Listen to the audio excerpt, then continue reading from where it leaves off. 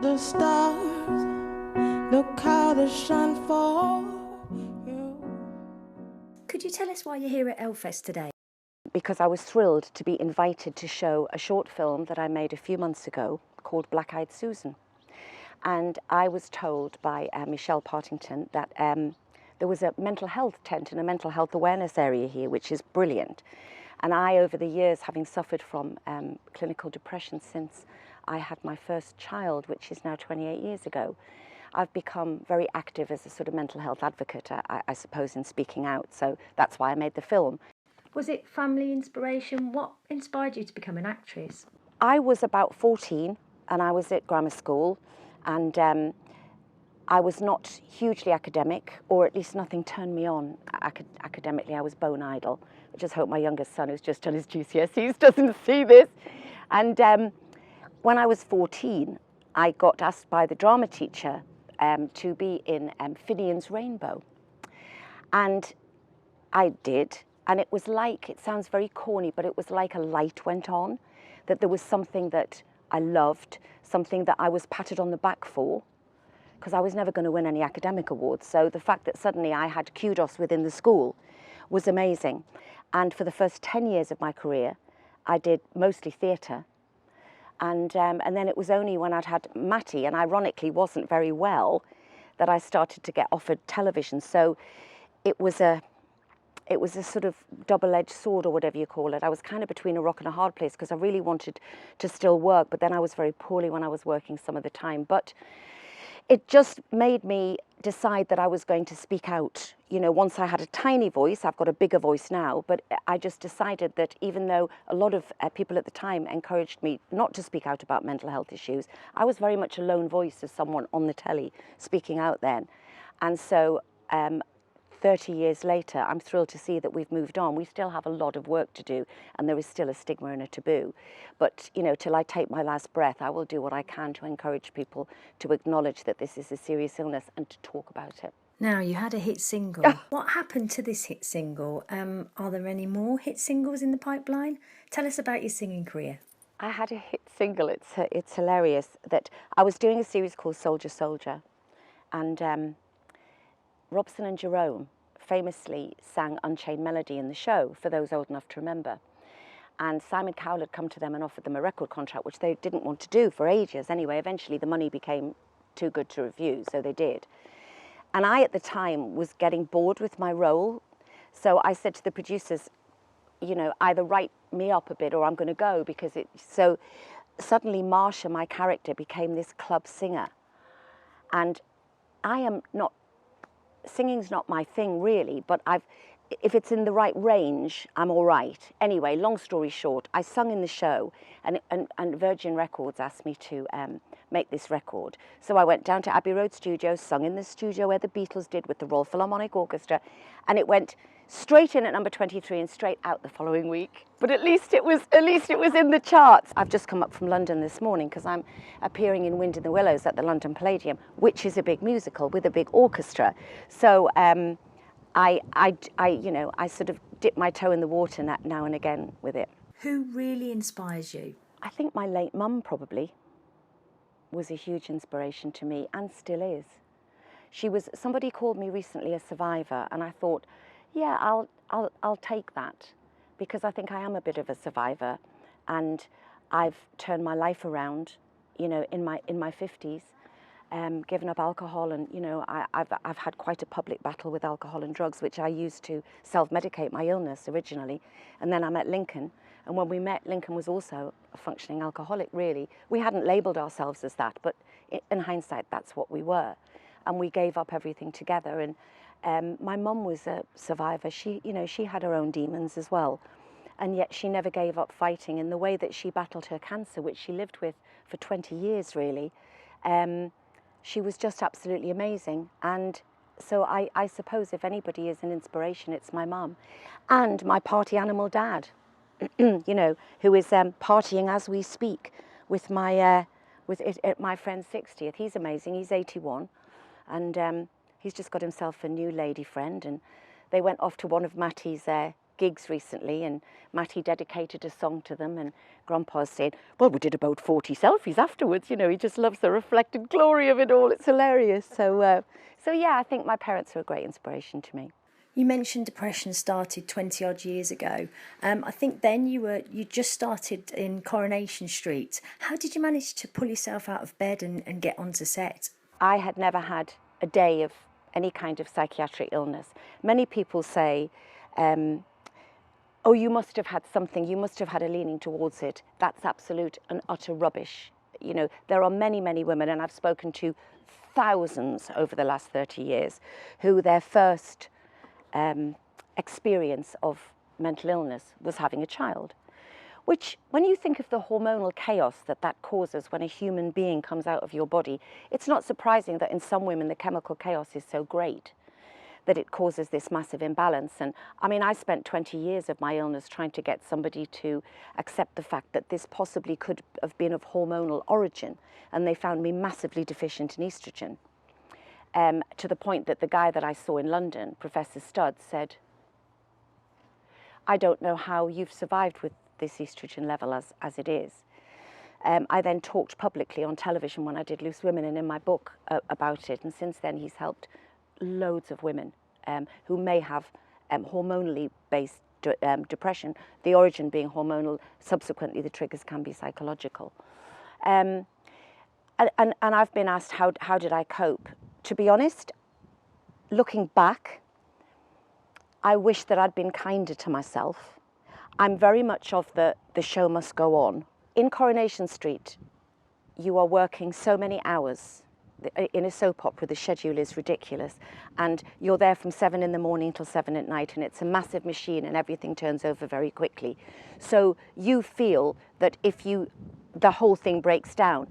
And you know, it does temporarily, but the show goes on. And I've realised that now, because if I had, my mum used to say to me at the time, you know, if I'd broken a leg, if I had serious acute bronchitis, if I had pneumonia, I'd be in a hospital bed and they'd have to work around me. But although part of me was saying to other people, you should speak out when you're mentally ill, I didn't, because I had been surrounded and knew the world of stigma and taboo, which is, well, what's she got to be depressed about? We all get fed up. My dream, not a dream, that's a really bad thing to say, I would like everybody in the world to have clinical depression for 30 seconds and then for it to go away, so that they could see the difference between being down and low and what this horrendous condition is. Pull yourself together is something we still hear quite a lot of. What do you think about that term? I was just going to say, when I was asked to do an autobiography, I said I want the title to be Pulling Myself Together, because that's what people have said to me for God knows how many years. Snap out of it and pull yourself together. It's like saying to someone who's just had chemotherapy and is lying in a bed suffering from cancer, to say, well, yeah, but that was days ago you had the chemo. You look fine to me. Come on, get up. When I've been really at my worst, I'm almost catatonic. And once my depression was so bad that my whole face twisted. It was almost like a Bell's palsy condition, and my whole hands were like this. And it's when people say things like pull yourself together and snap out of it, it's the cruelest thing that you can say, because it's like saying you're being indulgent. When my mum died, I was emotionally traumatized, like anybody would losing their mum, but I didn't get my depression. And yet I can wake up, like I did only recently, having gone to bed feeling perfectly normal the night before, and wake up and it's there. And Lincoln can tell by looking in my eyes, which is what my immediate family can do. So I can be sort of talking to people and I can be in the corner and everything looks like it's all right and da-da-da.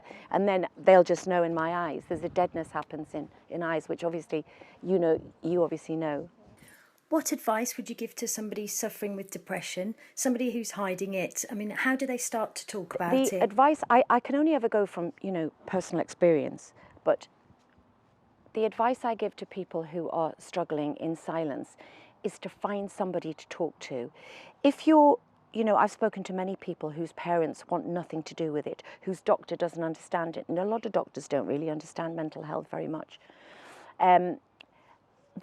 Find somebody else don't just think because my parents don't accept that I have this, find somebody else to talk to. Because now, although there's a really detrimental side to social media, there's also a wonderful side, which is by going on Twitter and Facebook, finding these amazing groups like Anxious Minds in the Northeast that I'm a patron of also.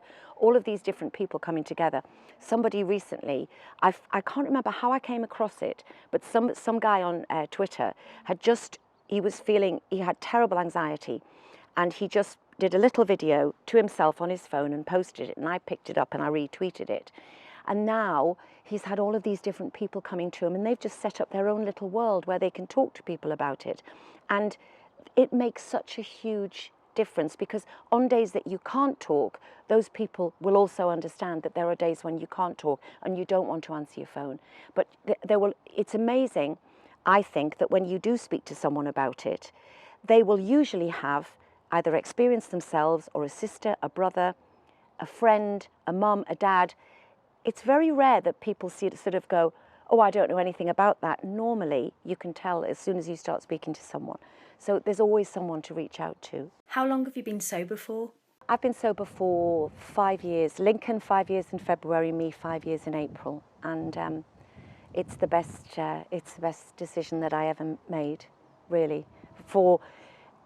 It's not just obviously for Lincoln and I, and for our relationship, because we have the relationship I've always wanted, and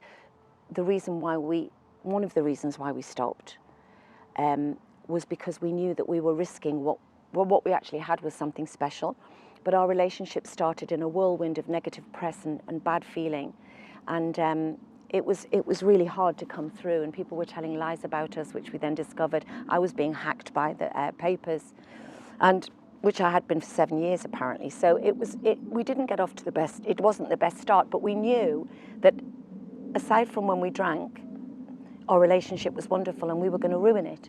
So we stopped together because we knew we were going to lose each other. And of course, it's not just you that benefits and your physical and mental health, it's the ripple effect it has on the family and the people who love you and the people who've tried to get you to stop. But of course, when you don't want to stop, you're in denial and you're very defensive when people say you drink too much and blah, blah, blah. But I was in a terrible way towards the end, and I was functioning and I was still going to work. But, it wasn't good. So and like I say, I always want to say to people, I don't want people to think that I've cured my depression by stopping drinking, but it's made a huge, massive difference in the fact that I would get one of my depressive episodes and the first thing I did was I drank or I did drugs because I wanted a quick fix to stopping it. And anyone who's had mental illness will know sometimes you will go to any lengths to stop that pain. But now I deal with it in a completely different way, and I have such a supportive partner. And the fact is that Matty, with his band, Matty said to me before, Mum, the 1975 would not exist probably if you were still drinking, because he couldn't go off all over the world and he'd be just worried about me, and I was a loose cannon really. So, and Louis grows up in a sober household, so he tends to go and gravitate and stay at the pals where it's a bit more fun than me and him having a crumpet and a cup of tea at 10 o'clock. But yes, it's and also it's not like I sit going, oh, if I hear stories about partying, or Lincoln and I between us, and he's 15 years younger than me, but we pretty much ticked every box in the partying front. So there's not anything that I would like to go back to. Now, Denise, I have to admit, I did have a teenage crush on you when you were Polly in Biker Grove, and I'm not ashamed to say it. Polly, tart with a heart. Wow, she was hot. Ah! Has there been any other role that's been quite as challenging as Polly? I'm very flattered that you had a crush on me, because no one has ever said that they have had crushes on me, but never as Polly in Biker Grove. So that's quite amazing. And I remember I wore an electric blue leather jacket. Oh, well, you're nodding. You obviously remember it well. Biker Grove, God, when I think about it now, Anton Deck, Jill Halfpenny and Donna Eyre were all 12. And when Anton Deck, I was very honoured to have This Is Your Life done for me when I was one of the last people to have it done when I was in Coronation Street. And Anton Deck came on. And they said that when the tutor was busy, I used to help them with their maths, which is why they'd failed and why they had to why they had to keep doing the acting and the pop singing. So, God, yes, that was a long time. But in answer to your question, I don't think I've ever found anything quite as challenging as Polly. What do you think the secret is to happiness? The secret to happiness. It's funny with happiness. I think that it's something that, as a person that lives with clinical depression, I think happiness is a very transient thing. And I think sometimes we strive to be happy all the time, whereas I strive to be normal. So I strive to have the ability to be happy, because with depression, it depresses every emotion. So it stops you being able to be sad or happy. So I love to be normal. And what makes me happy is my boys phoning me when they say they will. I have to threaten to put naked pictures of Matty on the internet if he doesn't return my call. And believe me, I will, Matty, okay? Yeah, I think happiness, when I can say I feel truly happy, is when I feel well and I know that my family are safe. I mean, that's probably most people's ideal, but when you are a depressive, just waking up and feeling normal, because it's the first thing I think about every day, it's almost subconsciously, how do I feel? And if I feel normal and it's a normal day and I feel, then I know I have the ability for something to make me happy. And that's usually to do with my family. And I'm very, very, very fortunate and blessed to have a really varied life, to meet lovely, gorgeous new people like you guys every day, and to have close friends. Thank you. Thank you so much.